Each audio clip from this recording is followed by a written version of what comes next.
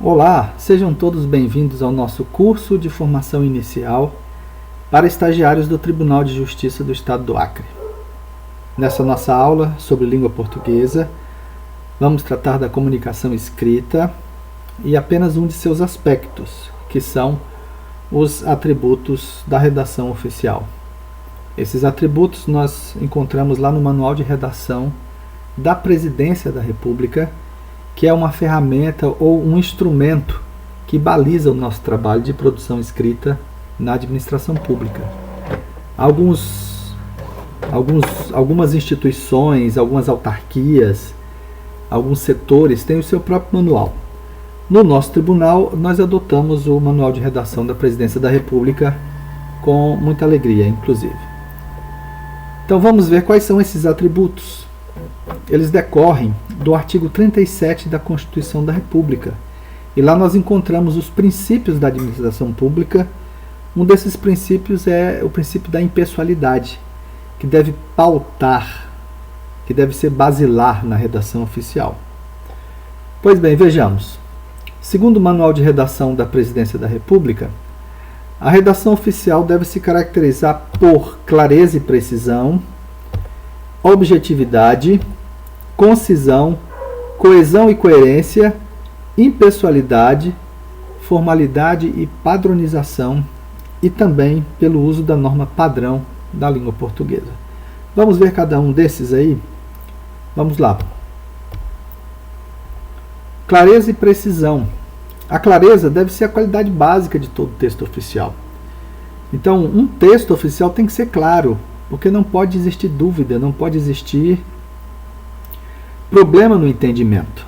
Veja, o que está em jogo é a compreensão pelo leitor, é comunicação. O documento é redigido para comunicar algo, para pedir, para solicitar, para dar uma ordem, etc. Então, o objeto do documento tem de ser claro.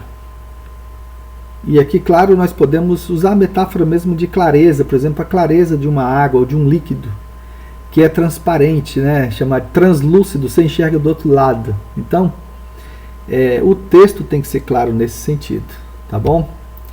E junto com a clareza, nós temos o atributo da precisão. Essas duas coisinhas andam juntinhas, elas andam de mãos dadas. Porque a precisão é ir exatamente ao ponto, né? Claro que vamos falar também de concisão, de objetividade, mas ser preciso é conseguir alcançar o seu objetivo de uma forma mais rápida. Tudo que é dito no documento é muito bem detalhado, está muito bem representado. Nesse sentido que é ser preciso. Então você fez a escolha correta dos termos, das palavras, para evitar, por exemplo, ambiguidade, né? Mas para que não haja problema no entendimento. O outro atributo é o da objetividade. Por objetividade, a gente sabe muito bem que é também essa coisa de ir direto ao ponto, né? É ir direto ao assunto. Então, ela conduz o leitor a contato mais direto com o assunto, com as informações, sem excessos de palavras e de ideias. Tem gente que demora muito escrevendo, gasta muita tinta, né? Gasta muitas palavras. Então faz o famoso rodeio, né? Dá uma volta lá não sei onde para poder falar algo. O texto fica truncado, fica difícil de ser entendido e as ideias acabam se perdendo quando você escreve demais. Não é escrever demais que vai tornar o seu texto um texto, vamos usar uma gíria, né? Um texto supimpa, um texto muito bom. Não é por escrever demais, muito pelo contrário, escrever demais pode tornar o seu texto problemático, viu? Então, umas noções a gente pode ter para alcançar a objetividade. Uma delas é saber apresentar a ideia principal e as ideias secundárias. Então você começa falando da ideia principal e as secundárias são os desdobramentos dessa ideia principal. Aqui é aquele princípio rudimentar de redação. Na introdução você fala o que você quer e aí nos outros parágrafos ou nas outras linhas você vai discorrer sobre isso que você quer, mas apresentando os fundamentos, os argumentos que são as ideias secundárias. E uma outra sacada, né, que precisamos ter é que você tem que saber o que você quer dizer. Você vai tentar escrever, eu digo por experiência própria, né? Trabalhei, ainda trabalho com uma redação oficial, por isso que fui convidado para ministrar essas aulas. Quando não sabemos o que queremos dizer, dificilmente escrevemos bem. Justamente quando não sabemos o que queremos dizer é que nós escrevemos demais, escrevemos muito. Escrever é a mesma coisa em termos gerais, né, que planejar uma aula, que planejar uma palestra, que planejar, sei lá, um discurso. Quando a pessoa fala muito, pode perceber que é porque ela não planejou, ela não sabe o que vai dizer. Então ela vai falando e dá aquelas voltinhas e aí vem uma luz, aí ela fala sobre aquilo, aí começa a enrolar de novo e tal. Quando você sabe o que se quer dizer, a pessoa vai direto ao ponto, ela vai direto ao assunto. Então não fica perdendo tempo nem fazendo o leitor ou o espectador, né, o ouvinte, perder o seu tempo precioso. Então isso é a busca da objetividade. Então o atributo da objetividade é muito importante para nós na redação oficial. Vamos ver mais o atributo da concisão. Então ser conciso é saber aparar do texto aquelas pontinhas desnecessárias. Há alguns anos eu fiz um curso de redação oficial na administração pública, né, para administração pública, e o autor falou uma palavra que eu marquei, né? Ele diz que quando somos concisos no texto, nós fazemos uma lipoaspiração textual. Lembra da cirurgia de lipoaspiração? Que é com um equipamento depois da anestesia e dos procedimentos todos. Então o médico suga a gordura, né? Suga os excessos. Para ser conciso no texto, você tem que tirar os excessos. Às vezes você acabou de escrever e foi ler e descobriu que escreveu demais, falou demais. Podia ter tirado ali um monte de coisa que era desnecessária. Mas tem gente, às vezes o seu chefe vai querer que você escreva muito, tá? Vai querer que você escreva muito. Quando é a ordem, aí não tem jeito, né? Você vai ter que escrever. Mas o quanto depender de você, seja conciso e você vai ter muito mais sucesso. Então, conciso é o texto que consegue transmitir o máximo de informações com o mínimo de palavras. Isso é uma arte. Há pessoas que nasceram, né, com um dom. Mas é uma arte. Com muita técnica você pode desenvolver também essa arte, né? Então, excluir palavras inúteis, as redundâncias, as passagens que nada acrescentam ao que já foi dito, repetições, né? Então, é isso que é ser conciso. Apresenta muito detalhe nas coisas. Você vai aos mínimos detalhes, né? Como dizia a personagem na televisão. Esses detalhes são completamente dispensáveis. O texto tem que evitar as caracterizações, os comentários supérfluos, adjetivos e advérbios inúteis, a subordinação excessiva. Então, muitos adjetivos, né? Você vai qualificar, então, nessa tarde maravilhosa, quente, calorosa, linda, clara, alegre, efusiva, radiante, realizaremos a nossa reunião. Colocou tantos adjetivos, né, desnecessários. A subordinação excessiva é o uso, por exemplo, de orações subordinadas substantivas. Disse que, com a conjunção integrante, aí você vai acrescentando um monte de coisas. Ou nós exageramos nas subordinadas adjetivas, né? Então, para ser conciso, nós precisamos evitar essas coisas. E aqui tem um exemplo, eu vou ler. Esse exemplo é interessante. Vejamos aqui. Apurado com impressionante agilidade e precisão, veja, adjetivação. Impressionante, né? Naquela tarde de 2009, uma intercalação aqui, né? O resultado da consulta à população acreana. Verificou-se que a esmagadora e ampla maioria da população daquele distante estado manifestou-se pela efusiva e indubitável rejeição da alteração realizada pela Lei nº 11.662 de 2008. Não satisfeita, inconformada e indignada com a nova hora legal vinculada ao terceiro fuso, A maioria da população do Acre demonstrou que a ela seria melhor regressar ao quarto fuso, estando 5 horas a menos que em Greenwich. Veja, muitas adjetivações, intercalações, né? Uso de adjuntos adverbiais. Aí alguém fez a lipoaspiração desse texto e ficou assim, mais enxuto. Apurado o resultado da consulta à população acreana, verificou-se que a maioria da população manifestou-se pela rejeição da alteração realizada pela Lei nº 11.662 de 2008. Não satisfeita com a nova hora legal vinculada ao terceiro fuso, a maioria da população do Acre demonstrou que a ela seria melhor regressar ao quarto fuso, estando 5 horas menos que em Greenwich. É assim, diminuiu o texto, tirou os excessos. Se fôssemos fazer ainda mais lipoaspiração aqui, esse texto aí cairia para umas 3 linhas e manteria todas as informações que temos aí.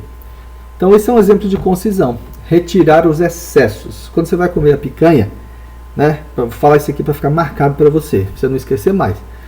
Você vai comer a picanha, ela é muito gorda. Eu garanto que você, no começo talvez até coma aqueles pedaços com gordura. Mas depois de uns minutinhos você começa a refugar, não é isso? Rejeitar a gordura. É isso que você tem que fazer no texto, viu? Você tem que rejeitar os excessos, tá bom? Vamos continuar. O atributo de coesão e coerência. Coesão e coerência tem a ver com a linguística textual. Vamos ver o que é isso? Olha só. Esses atributos favorecem a conexão, a ligação, a harmonia entre os elementos de um texto. O texto tem coesão e coerência quando se lê um texto e se verifica que as palavras, as frases e os parágrafos estão entrelaçados, dando continuidade uns aos outros. Veja, é como uma rede de pescar. Ou alguém que faz crochê, tricô, né? Ponto, sei lá o nome daquilo esqueci agora, mas tricô, crochê. Numa rede de pescar, a malha toda, né, ela está bem amarradinha pelos nós. Aqueles nozinhos são as conexões. Então, a coesão tem a ver com essas conexões. São palavras que vão fazer os ligamentos, as conexões, os encadeamentos de ideias. Normalmente usamos conjunções, preposições, né? E a linguística textual vai chamar alguns elementos de coesão de operadores argumentativos. Se tiver interesse, procure aí no YouTube operadores argumentativos, e com esses operadores você vai melhorar muito a sua redação, tá? Então, alguns mecanismos que estabelecem a coesão e a coerência de um texto são a referência, a substituição, a elipse e o uso de conjunção. Vamos ver cada um deles? A referência, chamada também de coesão referencial, diz respeito aos termos que se relacionam a outros necessários à sua interpretação. E esse mecanismo pode dar-se por retomada de um termo, relação com o que é precedente no texto, ou por antecipação de um termo cuja interpretação dependa do que se segue. Vamos trocar isso em miúdos com um exemplo? Olha lá. O deputado evitou a instalação da CPI da corrupção. Ele aguardou a decisão do plenário. Quando eu usei esse pronome ele no segundo período aqui, eu retomei a ideia de o deputado. Então, eu não repeti a palavra o deputado, eu troquei por ele. Isso aqui é coesão referencial, né? Substituição é a colocação de um item lexical no lugar de outro ou de outros, né? Ou mesmo no lugar de uma oração. Como fazemos isso? Olha o exemplo. O presidente assinou o acordo. O chefe do Poder Executivo Federal propôs reduzir as alíquotas. Lá na coesão por referência, no exemplo anterior, eu troquei deputado pelo pronome. Aqui eu posso trocar a ideia por uma outra ideia. Eu posso trocar o substantivo por um conjunto de palavras que eu troquei. Presidente por chefe do Poder Executivo Federal. Para não repetir. Então, isso é a substituição. Temos também a elipse, que consiste na omissão de um termo recuperável pelo contexto. Vejam só. O decreto regulamenta os casos gerais, a portaria, os particulares. Elipse é quando você esconde uma palavra que já foi dita antes, então é desnecessário repeti-la. Então você esconde aquela palavra. Veja, o decreto regulamenta os casos gerais. A portaria, eu poderia escrever regulamenta os particulares. Eu coloquei uma vírgula, né? A vírgula ficou no lugar de regulamenta, e daí eu escondi a palavra regulamenta. Então a vírgula geralmente é um recurso que usamos para fazer a elipse. O uso da conjunção. Quando usamos a conjunção, nós também fazemos coesão e coerência, né? Porque a conjunção faz a ligação entre as orações, entre os períodos, faz a ligação entre os parágrafos. Há um exemplo aqui. O embaixador compareceu à reunião, pois identificou o interesse de seu governo pelo assunto. E quando eu faço essa ligação com essa conjunção pois, eu estou colocando uma ideia aqui, talvez de causa, né? Talvez de consequência. Olha só, talvez de explicação. Por que o embaixador foi para a reunião?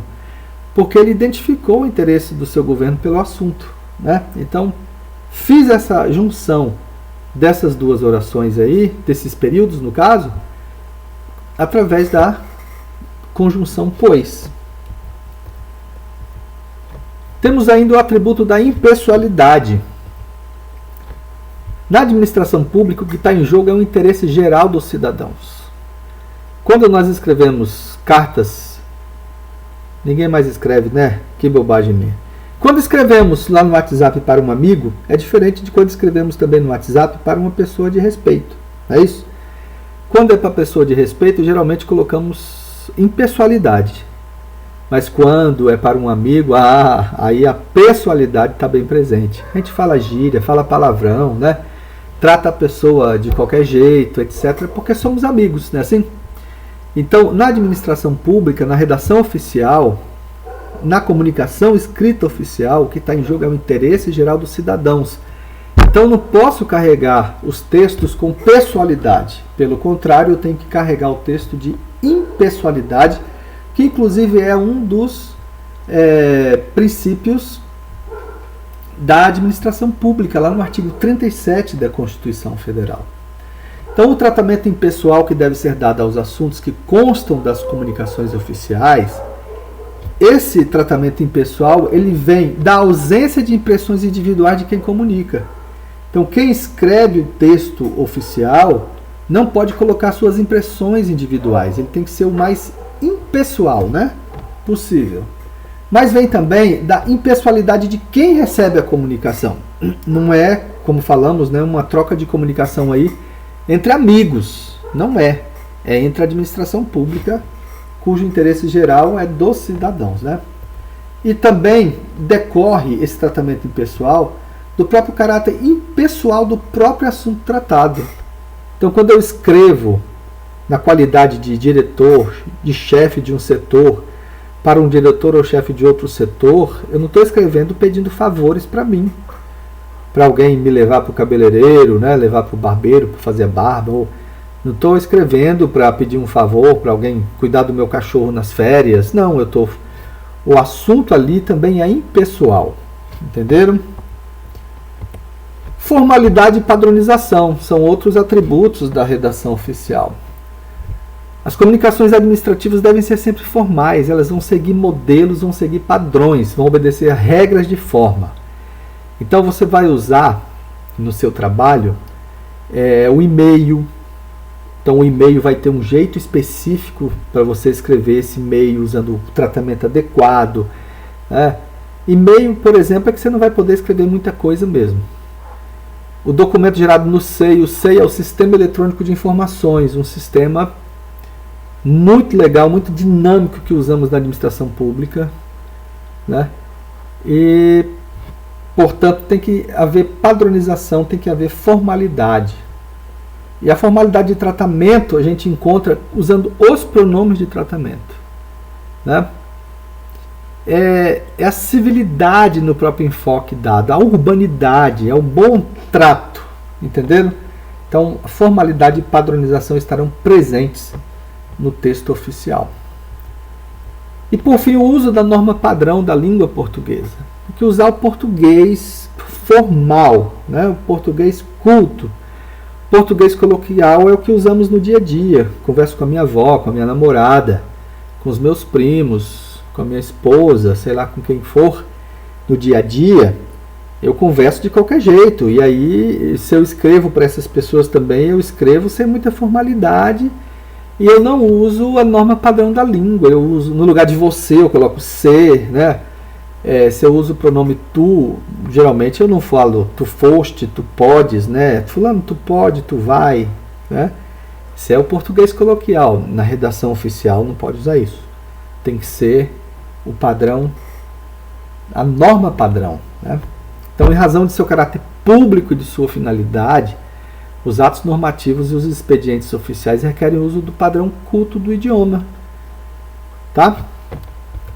E o uso desse padrão culto é imprescindível, vai ter que usar em todos os textos da redação oficial. Era isso. Até a nossa próxima aula. Vamos falar de outras coisas. Ainda temos, né? Nesse curso de formação para estagiários, nós temos o uso adequado dos pronomes de tratamento, como redigir o e-mail e ainda um pouquinho sobre comunicação assertiva.